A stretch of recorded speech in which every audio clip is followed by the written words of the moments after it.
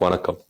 தமிழக வெற்றி கழகம் இவங்களுக்கு 2026 நல்லபடியா அமைஞ்சிருக்கா அப்படின்னா கொஞ்சம் டவுட் தான் அப்படின்ற ஒரு புள்ளியில தான் போயிட்டு இருக்கு. ஏன்னா கடந்த 3 நாட்கள், அதாவது 29, 30, 31 இந்த 3 நாட்களும் டெல்லியில இவங்க என்ன பண்ணிருக்காங்க, ஆதவ் அர்ஜுனா, புஷி ஆனந்த், நிர்மல்குமார் இவங்க எல்லாம் என்ன பண்ணிருக்காங்க, சிபிஐ வலயத்துக்குள்ளவே இருந்திருக்கிறாங்க. அங்க இருந்து வரவே முடியல.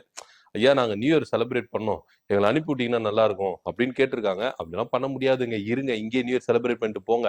அப்படி என்ன அவசரம், உங்க கேஸ் ரொம்ப பயங்கரமா போயிருந்து, நாங்களா வந்து உங்க மேல வாலண்டியரா வந்தோம், நீங்க தானே நாங்க வேணும் வேணும்னு கூப்பிட்டீங்க, வாங்க அப்படின்னு சொல்லிட்டு என்ன பண்ணிருக்காங்க, அங்கேயே டென்ட் போட்டு அங்கேயே டேரா போட்டு அங்கேயே உட்கார வச்சிருக்காங்க 3 பேரும். இதுல சுவாரஸ்யம் என்ன அப்படின்னு பாத்தீங்கன்னா, ஒட்டு மொத்தமா அங்க சுத்தி இங்க சுத்தி எல்லாருமே ஆதவ் அர்ஜுனாவை டார்கெட் பண்ற மாதிரிதான் தகவல் கசிஞ்சிருக்கு. கிடுக்குப்படியான கேள்வி எல்லாம் போய் கேட்டிருக்காங்க. இதுல ஹைலைட் என்னன்னா, இப்போ பொங்கல் வரப்போகுதுல, இந்த பொங்கல் விஜய் அவர்களுக்கு வந்து பாத்தீங்கன்னா டெல்லியில தான் இருக்கும் அப்படின்னு சொல்லப்படுது. ஏன்னா அவரையும் விசாரணை வலயத்துக்குள்ள கொண்டு வரணும், அவரையும் இதுல சேர்த்துக்கணும் அப்படின்னு சொல்லிட்டு சில பல கேள்வியினால அவரையும் சிக்க வச்சிருக்கிறாங்க. அவரு சிக்கல, அவரை சிக்க வச்சிருக்கிறாங்க.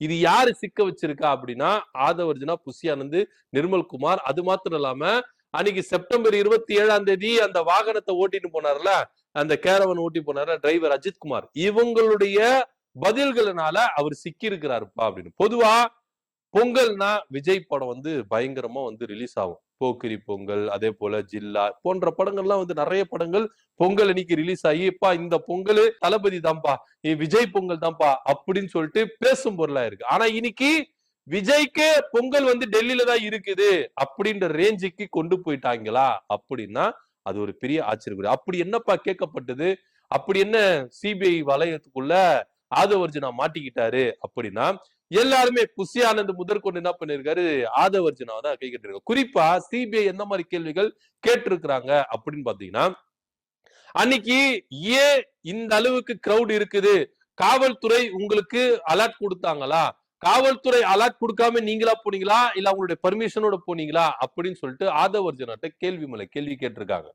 ஏன்னா இந்த சம்பவம் நடக்கிறதுக்கு தாவேகா தரப்புல இருந்து என்ன முன்வைக்கிறாங்கன்னா, மாவட்ட நிர்வாகம் சரியில்லை, காவல்துறை சரியில்லை, அரசு எங்களுக்கு ஒத்துழைப்பு தரல, இப்படி அரசு மேல திமுக மேல கடுமையான விமர்சனங்களை வச்சவங்க தான் இவங்க. ஆனா சிபிஐ வலயத்துக்குள்ள முதல் நாள் கேட்கப்பட்ட கேள்விக்கு இவங்க கொடுத்த பதிலுக்கும், 2ஆம் நாள் 3ஆம் நாள் கேட்கப்பட்ட கேள்விக்கு இவங்க கொடுத்த பதிலுக்கும் நிறைய டிஃபரெண்ட் இருக்கு அப்படின்னு அங்க இருந்த தகவல் வருது.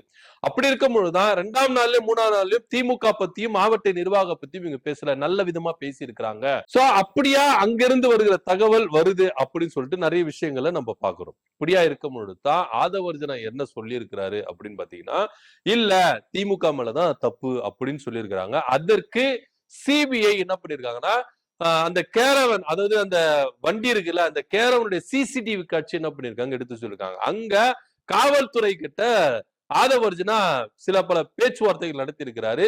பேச்சு நடத்திட்டு முடிச்சிட்ட பிறகுதான் வண்டியை ஃபார்வர்டுக்கு எடுத்துட்டு போங்க, இங்க நிக்க வேணாம் அப்படின்னு ஆதவ் அர்ஜுனா சொன்ன மாதிரியாகவும், அங்க அந்த வாய்ஸோட எல்லாமே ரிஜிஸ்டர் ஆயிருக்கு. ஏன்னா அவங்க நினைச்சிருக்க மாட்டாங்க சிபிஐ நம்மளுக்கு வந்து ஃபேவரா தான் பண்ணுவாங்க, நம்மளுக்கு எல்லாமே பண்ணுவாங்க, அங்க இருக்கிற காட்சிகள்லாம் நம்மளுக்கு வந்து ஃபேவரா தான் இருக்கும் அவங்க நினைச்சிருப்பாங்க. ஆனா அவங்க எந்த அளவுக்கு அடி லெவல்ல இறங்கி வேலை செய்வாங்க அப்படின்றதெல்லாம் ஆதவ் அர்ஜுனா நினைச்சிருக்க மாட்டாரு அப்படின்னு தான் தோணுது. ஏன்னா இதுல நிறைய பேர் என்ன சொல்றாங்க அப்படின்னு பாத்தீங்கன்னா, இவங்க எஸ்ஐடி போட்டாங்களா, இந்த எஸ்ஐடி அப்படின்றது இவங்களை டச் பண்ணியே இருக்காது. சோ இது வந்து ஒரு விதமான ஒரு கேஸ், வேற மாதிரி கேஸானா போயிருக்கும். ஆனா இவங்க சிபிஐ வேணும் வேணும்னு சொல்லிட்டு இவங்களாதான் போய் என்ன பண்ணாங்க, வாலண்டியரா போயிட்டு சிபிஐ வேணும்னாங்க. ஆனா இப்போ அந்த சிபிஐ தன்னுடைய வேலைகளை காட்ட ஆரம்பிச்சு. ஏன்னா சிபிஐக்கு போனோன்னு என்ன சொன்னாங்க, நீதி வென்றுச்சு, தர்மம் வென்றுச்சு அப்படி இப்படிலாம் சொல்லு, நீதி வெல்லும் தர்மம் வெல்லும் என்னன்னா டைலாக் எல்லாம் விட்டு இருந்தாங்க. ஆனா இன்னைக்கு என்ன போயிருச்சு, இப்ப புஷி ஆனந்த் கேட்டா புஷி ஆனந்த் என்ன சொல்றாரு அப்படின்னு பாத்தீங்கன்னா, நாங்க ஆதவ் அர்ஜுனாவுக்கு இன்ஃபர்மேஷன் கொடுத்துட்டோம், ஏன்னா வண்டியில இருந்தது அவர் தான், ஆதவ் அர்ஜுனாக்கு இன்ஃபர்மேஷன் கொடுத்துட்டோம் அப்படின்னு சொல்றாங்க. நிர்மல்குமாரும் எல்லாருமே ஆதவ் அர்ஜுனாவை தான் பாயிண்ட் அவுட் பண்ணிருக்காங்க. சோ ஆதவ் அர்ஜுனாவை புடிச்சு என்ன பண்ணிருக்காங்க, கேள்விகள் மேல கேள்விகள் கேட்டு தொலைச்சிருக்கிறாங்க. இப்படி ஒவ்வொரு கேள்விக்கும் ஒவ்வொரு மாதிரி மாத்தி மாத்தி பதில் சொன்னதுனால இதுல பயங்கரமா சந்தேகம் வந்திருக்கு. அடுத்தபடியா விஜயோடைய டிரைவர் அஜித்குமார், அன்னைக்கு அந்த கேரவன் ஓட்டு இருந்தாருல அந்த டிரைவர் அஜித்குமாரையும் விசாரணை நிலையத்தில் கொண்டு வந்திருக்காங்க. உங்களுக்கு எத்தனை மணிக்கு இங்க இருந்து கிளம்பணும், எத்தனை மணிக்கு நாமக்கல்ல போகணும், எத்தனை மணிக்கு கரூர்ல போகணும், அந்த வண்டியை ஓட்டும் போது உள்ள யார் யார் இருந்தா, விஜய் என்ன பண்ணிட்டு இருந்தாரு, அது மாத்திரம் இல்லாம உங்களை அந்த கிரௌடுல யாரு உள்ள வண்டி இயக்க சொன்னா அப்படின்ற எல்லா கொஸ்டின், கிட்டத்தட்ட 90 கொஸ்டின் கிட்ட கேட்டிருக்காங்களாம். இவர் 1க்கு 2 முரண்பாடா பதில் சொன்னதுனால இதுல விஜயும் உள்ள கொண்டு வரலாம் அப்படின்னு சிபிஐ இங்க திட்டமிட்டு இருக்கிறதா ஒரு தகவலும் இங்க அடிப்படுது. இந்த ஒரு விஷயத்துல அரசியல் விமர்சகர்கள், மூத்த பத்திரிகையாளர்கள் எல்லாருமே என்ன சொல்றாங்க அப்படின்னா, விஜய சிபிஐ விசாரணை வலயத்துல கொண்டு வருவாங்க, கொண்டு வந்து டெல்லிக்கு அழைப்பாங்க. டெல்லியில பாஜக என்ன பண்ணுவாங்கன்னா தேர்தல் பேரத்தை பேசுவாங்க அப்படின்னு இங்க கணிக்கிறாங்க. ஒருவேளை இருக்கலாம். ஏன்னா சிபிஐ இந்த வழக்குல இவ்வளவு துரிதமா ஏன் செயல்படணும், அடுத்தடுத்து இந்த விஷயங்களுக்கு ஏன் இவ்வளவு முனைப்பு காட்டணும், அது தேர்தலுக்கு முன்பாகவே இந்த கேஸ ஒரு முடிவுக்கு கொண்டு வரணும், ஒரு நெருக்கடிக்குள்ள கொண்டு வரணும் அப்படின்னு ஏன் சிபிஐ இந்த அளவுக்கு மும்முரம் காட்டுறது அப்படின்ற ஒரு சந்தேகமும் இங்க இருக்கிற எல்லாருக்கும் உண்டு அப்படின்ற கருத்தும் இங்க முன்வைக்கப்படுது. அந்த வகையில பாத்தீங்கன்னா விஜய் பொங்கல் வந்து டெல்லியில தான் செலிப்ரேட் பண்ணுவாரு சிபிஐ வலயத்துக்குள்ள அப்படின்னு தான் பார்க்க வேண்டியதா ஒரு விஷயமா இருக்கு. இதுல இன்னொரு விஷயமும் விஜய் மேல ஒரு டவுட் வந்திருக்கு. என்னன்னா, சமீபத்து காலத்துக்கு முன்பு, அதாவது அரசியல் ஜனநாயகன் பட விழாவா இருக்கட்டும், அதுக்கு முன்னாடி நடந்த திரைப்பட விழாக்கள், எல்லா விழாக்களும் விஜய் குறித்த டைமுக்கு போயிருக்கிறார். இவ்வளவு ஏன், ஜனநாயகன் படத்துக்குள்ள ஒரு நாள் முன்னாடி போனாரு, அங்க போயிட்டு எல்லாம் கரெக்டா ஆன் டைமுக்கு ஸ்டார்ட் ஆயிட்டு ஆன் டைமுக்கு முடிஞ்சது. அது மாத்திரம் இல்லாம அவரு ஷூட்டிங் ஸ்பாட்டுக்கு போனாலும் கரெக்டா டைமுக்கு போயிட்டு கரெக்டா ஷூட்டிங் முடிச்சுட்டு வர்றாரு. ஆனா ஏன் தேர்தல் பிரச்சாரம் மக்களை சந்திக்கும் அப்படின்ற நிகழ்ச்சியில ஏன் லேட் பண்றாரு? அது மாத்திரம் இல்லாம நீங்க அரங்குக்குள்ள நடத்துறீங்க பாருங்க, உங்க பொதுக்குழுவா இருக்கட்டும், அதே போல செயற்குழுவா இருக்கட்டும், மக்கள் சந்திப்பா இருக்கட்டும், இது எல்லாமே டைமுக்குள்ள நடத்திட்டு டைமுக்குள்ள வந்துடுறீங்க. ஆனா கரூர்ல ஏன் நீங்க லேட் பண்ணீங்க, நாமக்கல்ல ஏன் லேட் பண்ணீங்க, கிரௌடு வரணுன்றதுக்காக நீங்க இந்த மாதிரி ஒரு ஸ்டாண்ட் எடுக்கிறீங்களா அப்படின்னும் பல விதமான கேள்விகளை அவங்க கிட்ட கேட்க வேண்டிய ஒரு விஷயமா தான் இருக்கு. ஆதவர்ஜன் ஆகட்டும் அந்த கேள்விகள் கேட்டு இருக்கிறதாகவும் தகவல் வந்திருக்கு.